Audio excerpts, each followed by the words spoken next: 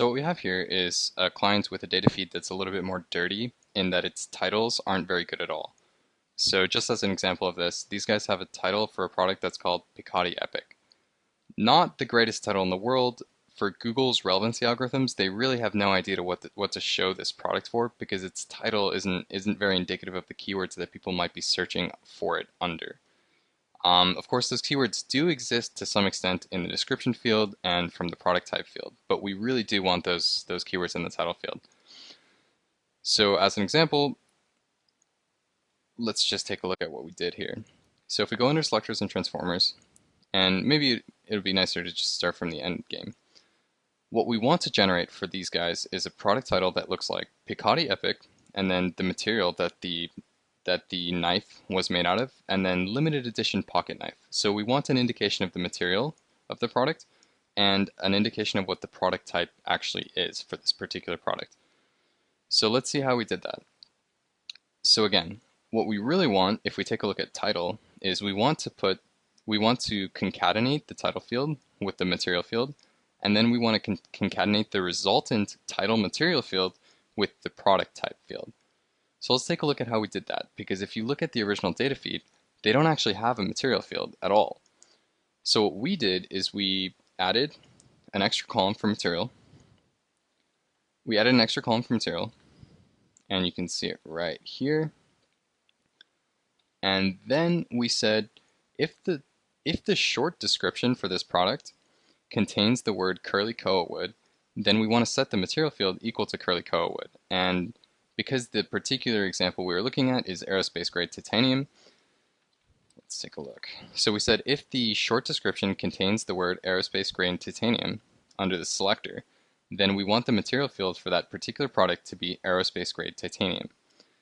Then that sort of helps us understand the title field, because we say title and then T case, which is proper case material.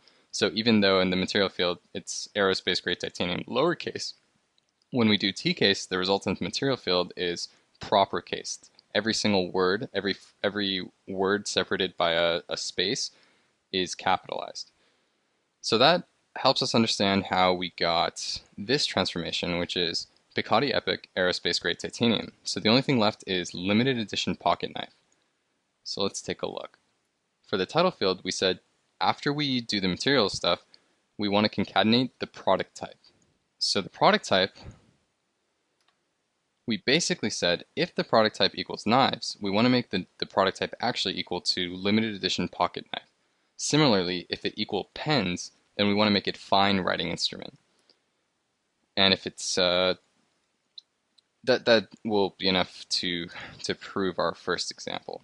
So that basically said, we look here and we see that this guy had aerospace grade titanium in the description. So the material field will get populated with aerospace grade titanium, and in fact we can actually check out the material field here.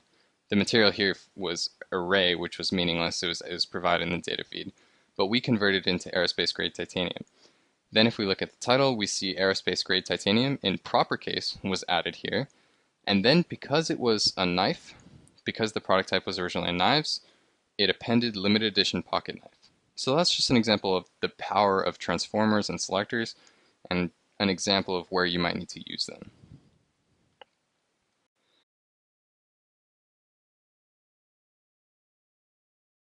Once you're happy with your data feed, and you can check if you're happy with it under the Transform Data tab, it's time to add an export. Now this is really easy to do. You just need to give the export a file name, and then you need to give your FTP parameters for the particular channel that you're trying to add the export for. So if that's Google, it's my Google username, my Google FTP password, and then the URL is ftp.uploads.google.com. And here you also have the opportunity to choose which products you want to include in your export. It might be the case that you only want to include products whose price is greater than 500, or whose title does not contain bad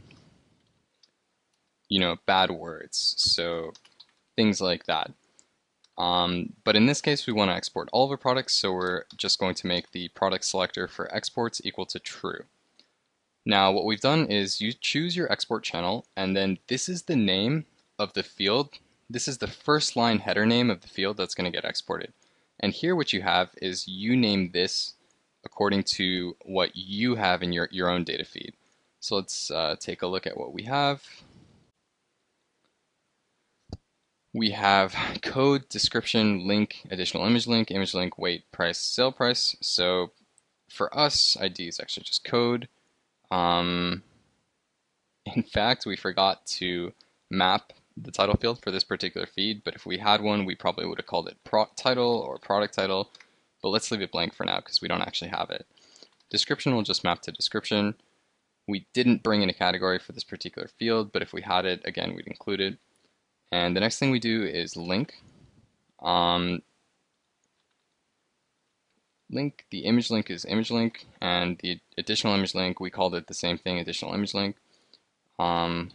Shipping weight for us is actually weight, price is price, and sale price is sale price. And that would just about do it. Because these aren't actually valid FTP parameters, it's okay to add, but it won't actually export. Now, once you add an export, you can schedule when you want that export to take place. So I want this export to happen every day at 4 a.m. and you would just hit edit export, and that's when this particular feed would get shot out. And it's as easy as that. To add another one, let's add Shopzilla or BizRate, and of course you can add custom exports. So let's say my ID, actually I wanted to call this product ID on the export, then I would still bring code into it. And for description, say I wanted to do product description. My name for it in our feed is still description, but I want it to be called product description on the output. Link, let's say we wanted to call it product link, then we would still do link. And this allows you to basically export to any engine whatsoever. As long as you know what that engine's requirements are, you can determine the export names and you map it to your own column names and everything is good to go. You would again give it my file. This would be the FTP parameters to the particular my custom engine.com, username and password, and you would just add it. And you can schedule those just as you would the other ones. And that's pretty much all there is to adding exports. It's as easy as that.